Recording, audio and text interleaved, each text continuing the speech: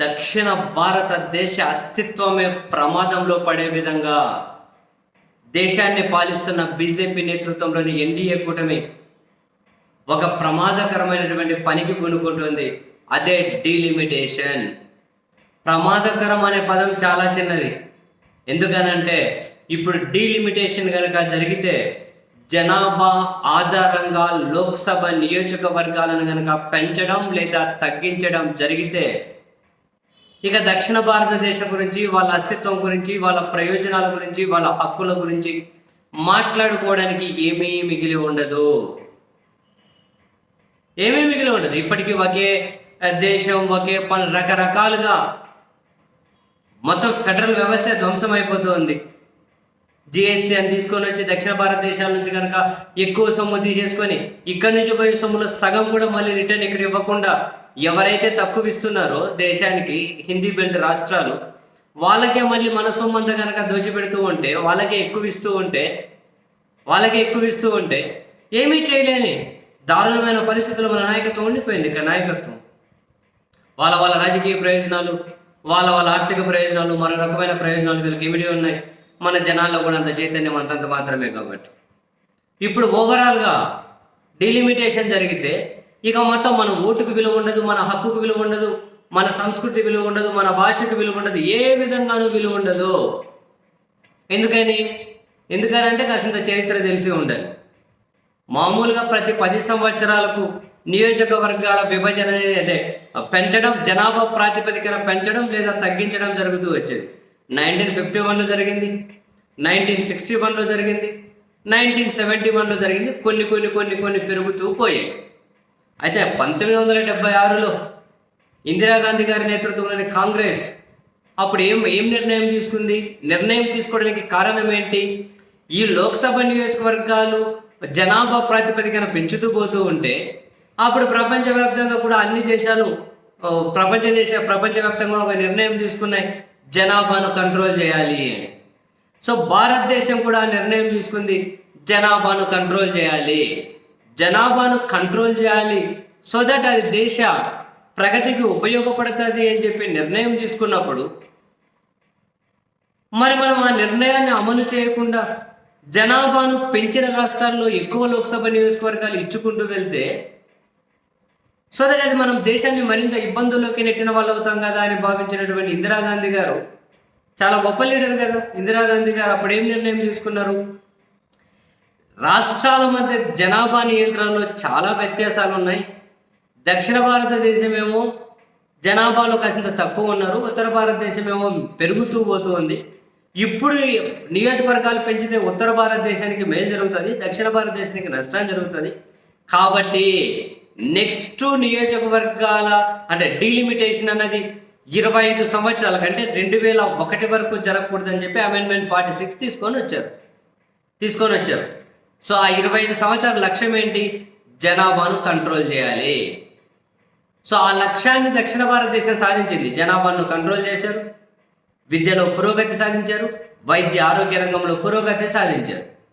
ఆ 2001 వచ్చేసరికి ఉత్తర భారతదేశంలో జనాభా కంట్రోల్ కావాల్సిన చోట ఎబ్బడి మొబ్బడిగా పెరిగిపోతే అప్పుడు నాయకుడిగా ఉన్నటువంటి అటల్ బిహారీ వాజ్పేయి గారు, తాను కూడా గొప్ప నాయకులే కదా, అటల్ బిహారీ వాజ్పేయి గారు అదేంటి మన లక్ష్యమే తిరోగమన దిశలో వెళ్తూ ఉంది, ఎవరైతే కంట్రోల్ చేయాలనుకుంటున్నామో వాళ్ళు పెంచుకుంటూ పోయారు, మళ్ళీ దక్షిణ భారతదేశానికి ఇదంతా ఇబ్బంది అవుతుంది కదా అని మళ్ళీ 2026 లక్ష్యాన్ని నిర్దేశించుకుంటూ 25 సంవత్సరాల తర్వాత డీలిమిటేషన్ జరగాలి.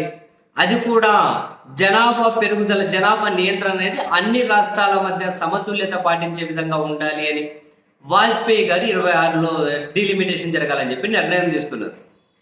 అంటే 71 నుంచి మొదలు పెడితే 76లో అమెండ్మెంట్ తీసుకొస్తే అప్పటి నుంచి 2026 వరకు 50 సంవత్సరాలు పైగా ఈ వాయిదా ఎందుకు పడుతూ వచ్చేది? డీలిమిటేషన్ అన్నది ఎందుకు పడుతూ వస్తుందంటే దక్షిణ భారతదేశానికి అన్యాయం జరుగుతుంది అని. మరి ఇప్పుడు వీళ్ళు ఎందుకు చేయాలనుకుంటున్నారు? ఇప్పుడు అన్యాయం జరగదా? ఇప్పుడు ఇంకా హెచ్చు స్థాయిలో అన్యాయం జరుగుతుంది. 76 కంటే 2001 కంటే 2026లో హెచ్చు స్థాయిలో అన్యాయం జరుగుతుంది. ఎందుకని? దక్షిణ భారతదేశం జనాభాను బ్రహ్మాండంగా కంట్రోల్ చేశారు.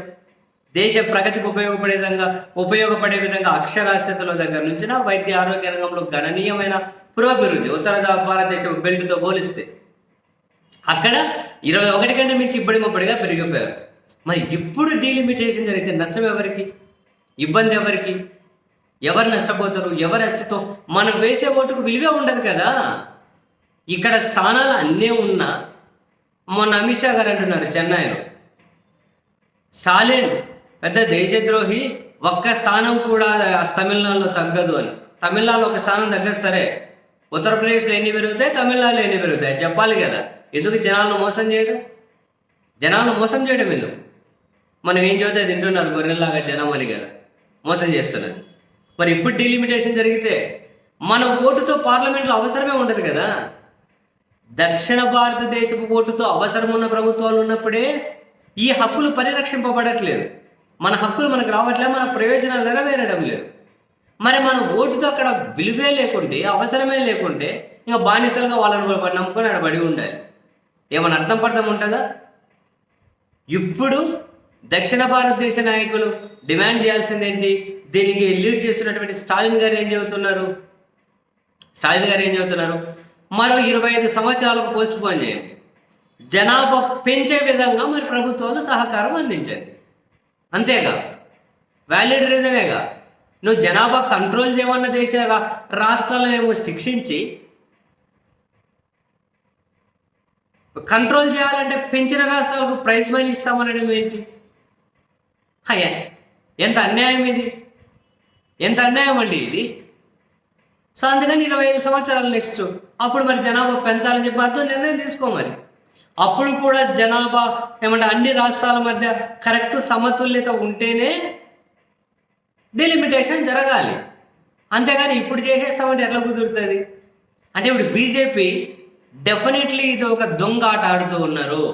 దక్షిణ భారతదేశాన్ని మతం పేరుతో చేయిద్దాం అనుకున్నారు, బాగా వేద్దాం, కుదరలేదు. దేవుడి పేరుతో కుదరలేదు. మరి డైరెక్ట్గా జయించడం, ఇక్కడ ఉనికి చాటుకోవడం చేత కానప్పుడు ఏం చేయాలి? దొడ్డిదారిని రావాలంటే మన బలాన్ని అలాగే ఉంచాలి, లేకుంటే తగ్గించాలి. అటు సైడ్ వాళ్ళకు బలం ఉన్న దగ్గర బలాన్ని పెంచుకుంటూ పోవాలి. సో అందుకని చెప్పి నార్త్ ఇండియన్ బెల్ట్, ఈ హిందీ బెల్ట్ ఏదైతే ఉంటుందో ముఖ్యంగా ఆ హిందీ బెల్ట్లో వాళ్ళ బలాన్ని పెంచేసుకొని మనల్ని బలహీనం చేసేస్తే మన మీద ఆధారపడి దేశంలో ప్రభుత్వం ఏర్పడే పరిస్థితి అవసరమే ఉండదు కదా. వాళ్ళు మనల్ని దేకినా దేకపోయినా పట్ట ఒక బన్ను ఒక బిస్కెట్ ఇసిరేసి తిని అమలు పడింది అన్న మనం చేయగలిగింది ఏముంది అప్పుడు? సో అత్యంత ప్రమాదకరమైనటువంటి పరిస్థితులకి దక్షిణ భారతదేశం వెళ్ళిపోబోతుంది. సో దక్షిణ భారతదేశంలో ఉన్నటువంటి అఖిలపక్ష అందరి నాయకులతో అఖిలపక్ష సమావేశానికి స్టాలిన్ గారు పిలిపించారు. వెళ్ళాలి, అందరి ముఖ్యమంత్రులు, అందరి ప్రధాన నాయకులను ఇన్వైట్ చేశారు. నిన్న జగన్ గారిని కూడా పిలిచారుగా, వెళ్ళాలి. ఏపీ ముఖ్యమంత్రి గారు వెళ్ళాలి, చంద్రబాబు సార్, జగన్ సార్ వెళ్ళాలి, కేసీఆర్ సార్ వెళ్ళాలి, రేవంత్ రెడ్డి సార్ వెళ్ళాలి, అందరూ వెళ్ళాలి. అస్తిత్వమే పోతుందండి బాబు. దారుణమైన పరిస్థితుల్లోకి వెళ్ళిపోతాము.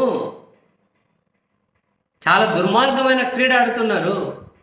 దీన్ని కనుక అడ్డుకోకపోతే ఇక మన తర్వాత మాట్లాడుకోవడానికి ఏం మిగిలి ఉండదు. బానిసలుగా పడి ఉండడం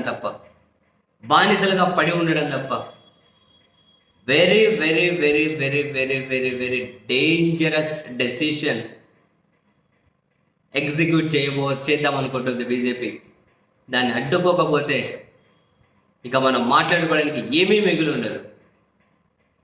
ఇక్కడ రాజకీయాలు కాదు కావాల్సింది, భావితరాలకు ఇప్పుడు ప్రతి ఒక్కరూ నాయకుల దగ్గర నుంచి ఒక పౌరుడిగా మీరు నిర్ణయించాలి, వ్యతిరేకించాలి. మీ నాయకుల మీద ఒత్తిడి తీసుకురావాలి. లేకపోతే భావితరాలను మనం బానిసలుగా చేయడానికి మనమే బీజాలు వేసిన వాళ్ళం అవుతాం. ఇక్కడ మొత్తం అస్తిత్వమే పోతుంది అబ్బా. దారుణంగా ఉంటుంది పరిస్థితి.